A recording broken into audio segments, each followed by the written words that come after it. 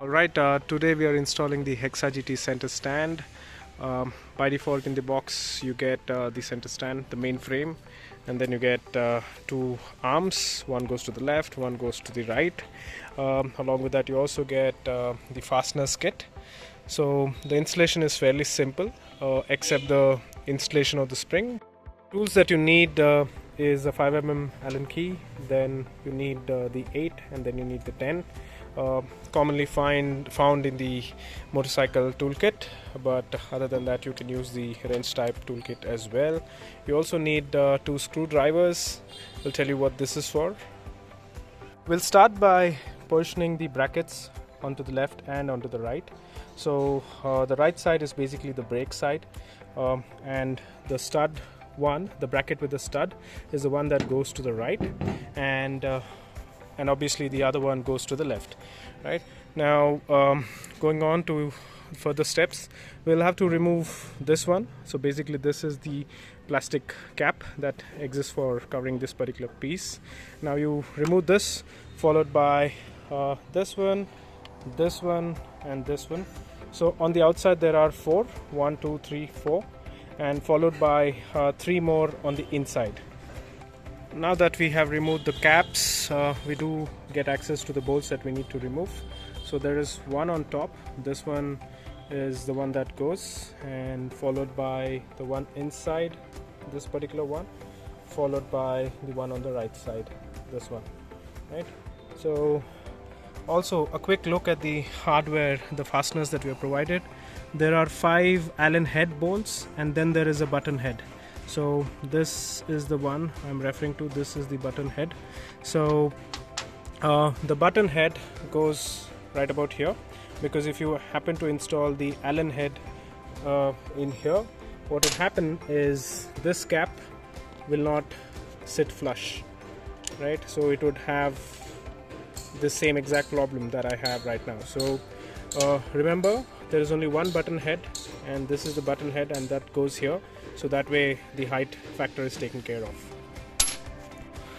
So we'll place this bracket at the back, and this is the bracket that I'm referring to. This goes right here. Just match the holes, align them, and once you align, it should perfectly fit this way. There we go. So this goes, and on top of that this particular cover sits, so it should be something like this, right? We'll do the same for this side as well. We'll remove this, followed by these 2 bolts, and again, similar to the right side, we will have 3 bolts, 1, 2 and 3. We'll remove those and replace with the ones that we have provided in the fasteners kit. An important tip is do not fully fasten these as of now. Once you install both sides, that is the left and the right, what we do is we'll put this bolt.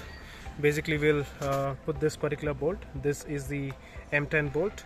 We'll put this, we'll just align the stand so that we know that both of them are aligned and they are not off center, and in case if they're off center, then it would not fit well. So before you fasten this, just remember that you need to kind of you need to put this bolt as well, right?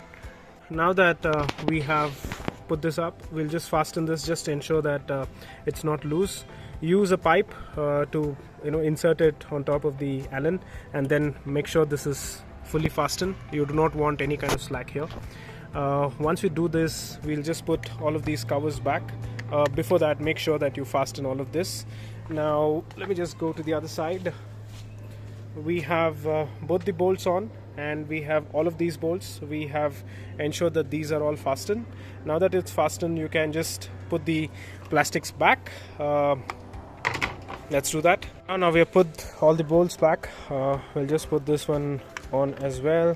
It's a simple press that you need to do, and after that the bolt goes back in. Alright, so that takes care of that. Alright, now comes a slightly tricky part of installing these springs. So you need to face it down, that is, the heads will face down. what we'll do is, let me just adjust the angle. We'll first put it on the front, and once you have it aligned, make sure that it sits something like this.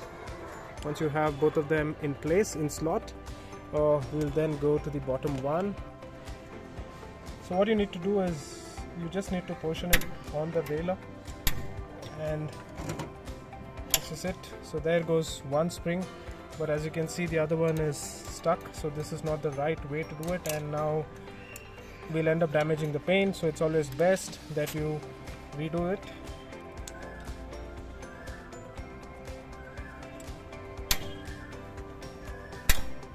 Alright, there you go. Now this is still not fine, because as you can see, the bottom spring is overlapping the other one, so we'll just adjust that. But that's how it is supposed to sit. Both the springs are sitting perfectly on the railing, and this is how it's supposed to be at the back as well. Make sure that this is taken care of, and after that you're all good to go. So there you go, that's it. So people asking questions about ground clearance issues. Technically you will not lose much of ground clearance. The reason is because this pipe sits near the exhaust, and as a result, before you hit the pothole, you would have already kind of cleared majority of the place, right? Now talking about clearances, we have given the maximum clearance that we can. As you can see, there is about 5 mm of clearance. So let's just disengage the gear now. So when the drive moves, you can see that there is enough tension, and then there is enough clearance. As a result, you don't need to install any kind of pad, and same with the foot as well. So there is the foot doesn't touch the swing arm, and that's what we're talking about. Likewise, you don't need to kind of first put the center stand and then put the side stand, or vice versa. Both of them are independent of each other and would work as is. So that's it, guys, and if there's any questions, please do drop your comments. We shall be more than happy to answer them.